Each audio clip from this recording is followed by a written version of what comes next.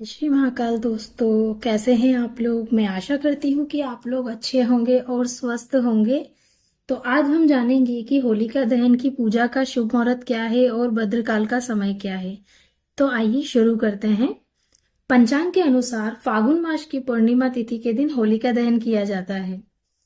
इस दिन पूजा से पहले पवित्र नदी में स्नान करना बेहद ही जरूरी होता है। और होलिका दहन हिंदू धर्म में होली का बहुत प्रमुख पर्व माना जाता है।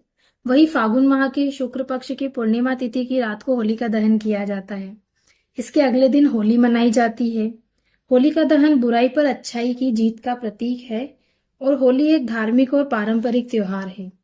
होली को रंगोत्सव के नाम से भी जाना जाता है। अब ऐसे में इस साल होलिका दहन कब है, शुभ मुहूर्त क्या है और महत्व क्या है, इसके बारे में आज हम विस्तार से जानते हैं।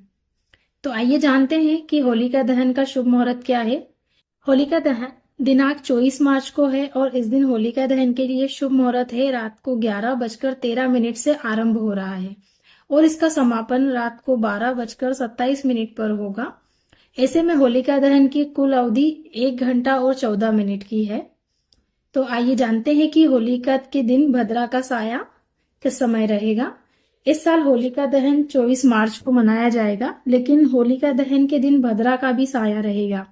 धार्मिक मान्यताओं के अनुसार भद्रा को शुभ नहीं माना जाता है, इसलिए इस दौरान पूजा पाठ और कोई भी शुभ काम करना वर्जित माना जाता है।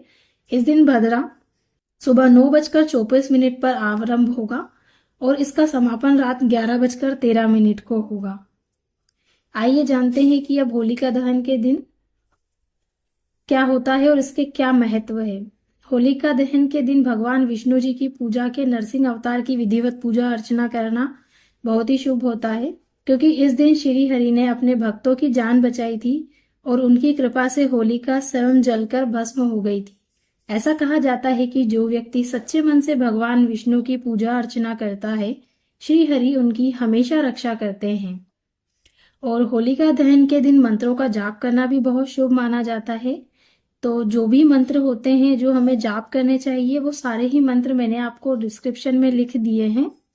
और आज हम जानते हैं कि होलिका दहन के दिन हमें क्या करना चाहिए और क्या नहीं करना चाहिए। होलिका दहन के दिन चांदी का सिक्का खरीदकर घर लाएं। ऐसा करने से घर में आर्थिक परेशानियां खत्म हो जाती है। इस सिक्के को लाल कपड़े में लपेटकर तिजोरी में रख दे। आपकी तिजोरी माला माल रहेगी। होलिका दहन से पहले अपने घर में बांस का पौधा लगाएं। बांस का पौधा घर में सौभाग्य लेकर आता है। इससे घर के सदस्य निरोगी रहते हैं। होलिका पर्व के दिन घर के मुख्य द्वार पर 2 मुखी दीपक जलाना चाहिए। ऐसा करने से आयु में वृद्धि के मार्ग खुलते हैं।